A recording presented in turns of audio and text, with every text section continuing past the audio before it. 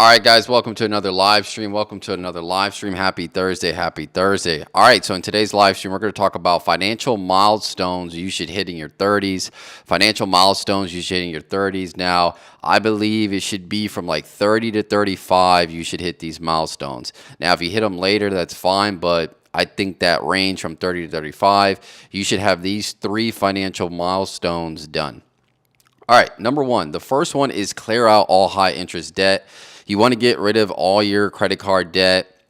You don't want to be accruing interest on high interest credit cards or just personal loans or things like that in your 30s. You kind of want to be clear from all that debt. Now, you can have a good debt, which is debt that allows you to make money, right? So you want to make sure you distinguish between good debt and bad debt. So good debt, maybe a home would be a type of good debt. Now, obviously, I don't really like homes that much unless you're using it to rent out and make some passive income, which is really not passive because you still got to keep up with the home and so on and so forth. But yeah, I think at 30 to 35, you shouldn't be dealing with this type of debt. Now, I'm not saying you can't have a credit card balance for the month and it's something you pay off each month, but at that point, you're not getting the interest.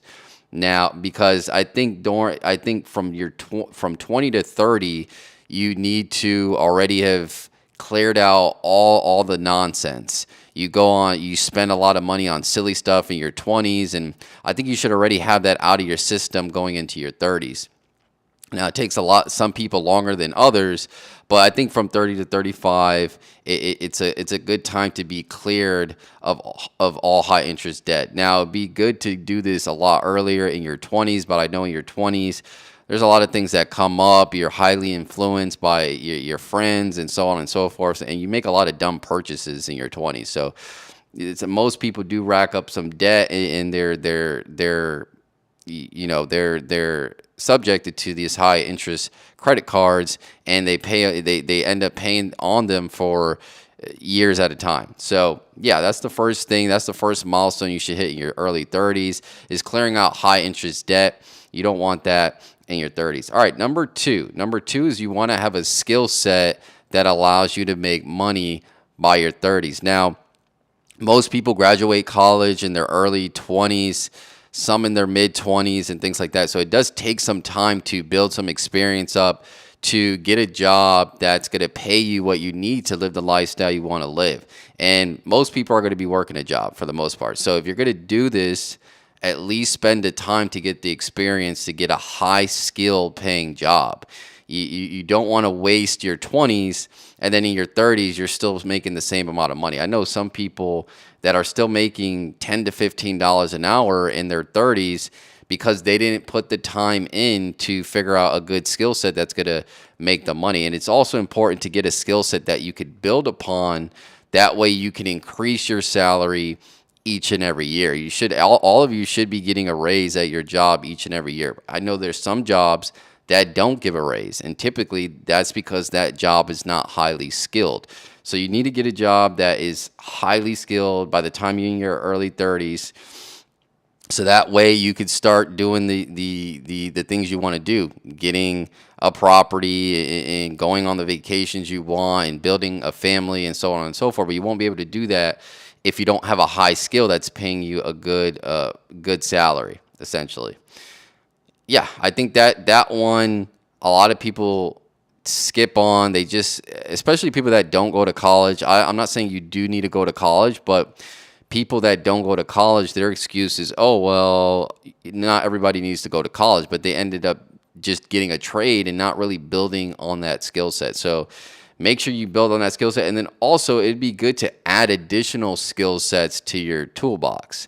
So don't just depend on one skill set as well. I think that's an important thing too. Throw that in the mix, get multiple skill sets so that way you don't have to rely on one skill, and you can have different streams of ways to make earned income. And obviously at a point you want to get your assets high enough to bring you in some money, whether that's in stocks like dividends or maybe properties, but we're talking about your early 30s. You really want to have that skill set to get you, in my opinion, with the inflation these days and the way things are going up in price, I think everybody in their early 30s could get to six figures. It's not that out of reach. I know some people in corporate that are making six figures, and again, they're not the brightest, right? They're not. I'm not saying they're dumb, but they're not a genius, and they're making six figures. So I think everybody can do it if they just spend the time to develop a skill set, get some experience, stay at a job longer than a year. That's another problem too that I see. A lot of you don't want to stay at a job for more than a year. You jump from job to job. So it's important to stay at a job and get some experience and build that skill set. All right, number three, you want to build a reserve in your 30s. And I would say, again, by 30 to 35, you need to have this reserve already. Now, in my opinion, I think most people could get to 100K reserve, maybe a lot more, depending on how you save and how you invest. And if you check out my video, how to save to 100K, it'll show you how I did it, and you can use that as your blueprint. But I think by 30 to 35, most people should have 100K saved up. If you don't have 100K saved up from 30 to 35, I'm not going to say you're in trouble, but I would say you're behind. So you don't want to be behind in your 30s. And 100K for me is it's just you could call it a emergency savings. Most people say you need to have 6 months to 3 to 6 months, but honestly, I think a good cushion would be a year of expenses, because again, you got to remember things are going up in price. Rent right now, the average rent is like $2,300 for like a 1 bedroom. So things are changing very quickly. You can't just think that 3 to 6 months is going to be good. Maybe you lose your job and it's going to take you a year to get another one. And that happens to a lot of people where they're not able to get a job, or maybe some type of pandemic, and you're out of a job, and you don't want that to happen in your 30s. You definitely want a cushion, a reserve to tap into if something like that happens, because if you lose your job in your 30s and you don't have a reserve, then you're going to be really behind. You're going to start taking out loans, getting in debt. Again, that high interest, you don't want that going into your 30s. So you need to make sure that you have that reserve. And I think a year's worth is good. Most people would say that's probably be a lot to achieve. But again, this is for people that want to change their finances. If you don't want to change your finances, you could keep doing what you're doing. But again, I think the 3 to 6 months is getting old. Okay, like you need to, things update. And we've been saying this 3 to 6 months for the last 10 to 15 years. I mean, if you heard it, people have been saying 3 to 6 months for emergency savings for the last 10 years. So you gotta adjust for inflation. I mean, this is just the nature of life, right? But yes, so those are the three financial milestones I think you should hit in your 30s. Number one, we said high interest debt. Clear out all your high interest debt. And you should be in a space where you never accumulate it. If you have a credit card balance, pay it off at the end of the month, and that's what credit cards should be used for. It shouldn't be used to just hold stuff there and buy things that are really not going to bring any value. So make sure you clear out all that high interest debt in your early 30s. Number two, build a skill set. You need to build a skill set. You want to be able to be at a job, but then if something happens to that job, you should be able to pick up very quickly and find another job because you have a skill set. And most people skip out on this. One, because like I said before, they don't like to stay at a job for more than a year. And that kind of looks bad when you're skipping from job to job.